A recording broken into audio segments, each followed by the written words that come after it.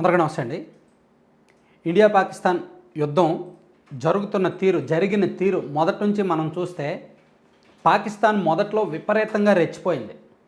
మన మీద డ్రోన్లు, వందలాది డ్రోన్లు వదిలి, క్షిపణులు వదిలి, అలాగే సరిహద్దు ప్రాంతంలో సైనికులు కూడా దాడి చేసి, కాల్పులు చేసి, అంటే ఊరికే వాళ్ళే యుద్ధంలో బాగా రెచ్చిపోయి పైచేయి సాధించాలని చూశారు.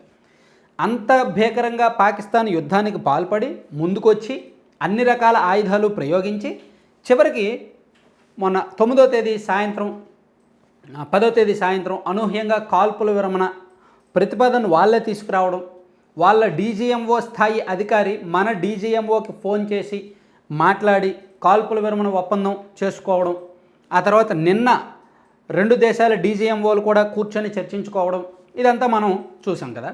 సో అసలు ఉన్న పలంగా అంత దూకుడుగా ఉన్న పాకిస్తాన్ ఎందుకు కాళ్ళ బేరానికి వచ్చింది, ఎందుకు దారికి వచ్చింది, పాకిస్తాన్కి ఏమైంది, వాళ్ళకి ఎందుకు భయం పుట్టింది అనేది మనం కొంచెం డెప్త్గా పరిశీలిస్తే, నిన్న మన త్రివిధ దళాల అధికారులు పెట్టిన ప్రెస్ మీట్ కావచ్చు, అండ్ మన డిఫెన్స్ మినిస్టర్ రాజ్నాథ్ సింగ్ గారు మొన్న చెప్పిన అంశాలు కావచ్చు, అండ్ నిన్న రాత్రి నరేంద్ర మోదీ గారు రిలీజ్ చేసిన వీడియోలో పేర్కొన్న అంశాలు కావచ్చు, ఇవన్నీ మనం చూస్తే పాకిస్తాన్లోని ఎయిర్ బేస్ స్థావరాలు ఒక 11 మీద ఇండియా చాలా టార్గెటెడ్గా దాడి చేసింది. అంటే పాకిస్తాన్లో ఈ యుద్ధ విమానాలకు సంబంధించి యుద్ధ సామాగ్రి, యుద్ధ విమానాలు, క్షిపణులు, డ్రోన్లు, ఆయుధాలు అన్నీ స్టోర్ చేసే బేస్లు ఒక 11 ఉన్నాయి. ఆ 11ని పర్టికులర్గా టార్గెట్ చేసి దాడులు చేశారు. ఈ నెల 9 అండ్ 10వ తేదీల్లో అవే జరిగింది. వాళ్ళేమో మన ఆలయాల మీద, మన జనావాసాల మీద, మన ఎయిర్పోర్టుల మీద వాళ్ళు దాడి చేస్తున్నారు డ్రోన్లు, క్షిపణులతో. మనోళ్ళేమో వాళ్ళ సామాగ్రి ఎక్కడుంది, వాళ్ళ రాడార్ వ్యవస్థ ఎక్కడుంది, వాళ్ళ యుద్ధ విమానాల స్థావరాలు ఎక్కడున్నాయి అనేది చూసి దాడి చేశారు. ఈ క్రమంలోనే ఒక నూర్ ఖాన్ ఎయిర్ బేస్ సమీపంలో ఇండియన్ ఆర్మీ ప్రిసిషన్ స్ట్రైక్స్ చేసింది మొన్న 9వ తేదీన. ఆ నూర్ ఖాన్ ఎయిర్ బేస్ దగ్గర పాకిస్తాన్ అణ్వాయుధాలు దాచిపెట్టిందంట. ఇక్కడ ఒక విషయం ఏంటంటే, సాధారణంగా అణ్వాయుధాలు ఎక్కడ స్టోర్ చేశారు అనేది బయట ప్రపంచానికి తెలియకూడదు. తెలిస్తే అది ఆ దేశానికి చాలా పెద్ద ముప్పు. మన దేశంలో అణ్వాస్త్రాలు ఎక్కడున్నాయో ఎవరికీ తెలియదు.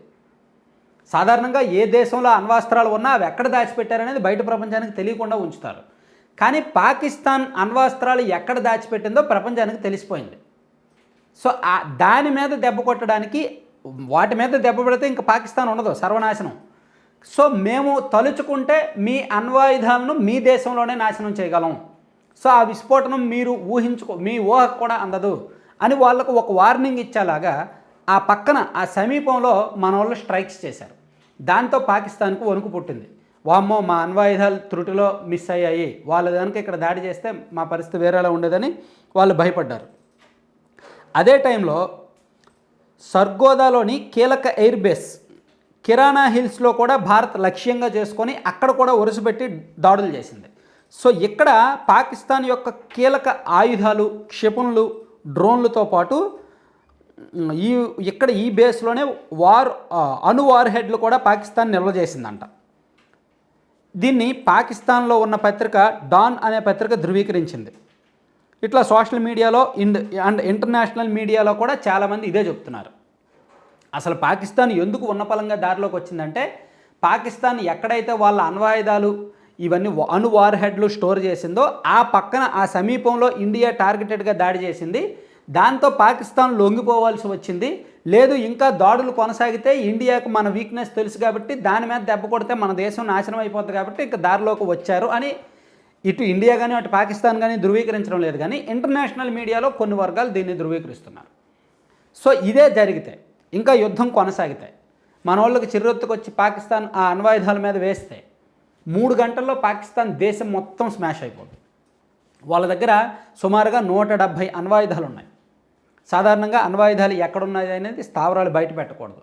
కానీ పాకిస్తాన్ కొన్ని దేశాలతో, ఇతర దేశాలతో ఉన్న లింకుల కారణంగా వాళ్ళు ఎక్కడ పెట్టారనేది బయట ప్రపంచానికి తెలిసిపోయింది. ఏ దేశంలో అణ్వాయుధాలు ఎక్కడున్నా సరే బయటకు తెలియదు. ఇప్పుడు రష్యా ఉంది, రష్యాలో అణ్వాయుధాలు ఉన్నాయి, ఉక్రెయిన్లో అణ్వాయుధాలు లేవు.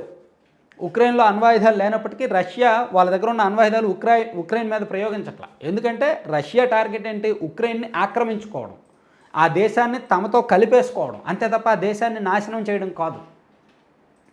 సో అందుకు రష్యా దగ్గర అణ్వాయుధాలు ఉన్నప్పటికీ ఉక్రెయిన్ మీద వాడట్లేదు. సో ఇక్కడ పాకిస్తాన్ మొదటి నుంచి వార్నింగ్ ఇస్తోంది. పాకిస్తాన్ విదేశాంగ శాఖ మంత్రి కావచ్చు, రక్షణ శాఖ మంత్రి కావచ్చు, ప్లస్ ఆ దేశ ఎంపీలు కూడా కొంతమంది పదే పదే చెప్తున్నారు, మా దగ్గర అణ్వాయుధాలు ఉన్నాయి, మేము భారతదేశం కోసమే మా దగ్గర రెడీ చేసి పెట్టుకున్నాము, ఎనీ టైం మేము భారతదేశం మీదే ప్రయోగిస్తామని పదే పదే చెప్తున్నారు. సో వాళ్ళు ఏదైతే చూసి రెచ్చిపోతున్నారో వాటితోనే ఆ దేశాన్ని నాశనం చేయడం మాకు పెద్ద కష్టమేమి కాదు అని ఇండియన్ ఆర్మీ పాకిస్తాన్కి ఇండైరెక్ట్గా ఒక వార్నింగ్ ఇచ్చింది. దాంతో ఇంకా దిక్కులేక పాకిస్తాన్ లైన్లోకి వచ్చింది, కాళ్ళ బేరానికి వచ్చింది అని రకరకాల మీడియా వర్గాల్లో కథనాలు వస్తున్నాయన్నమాట.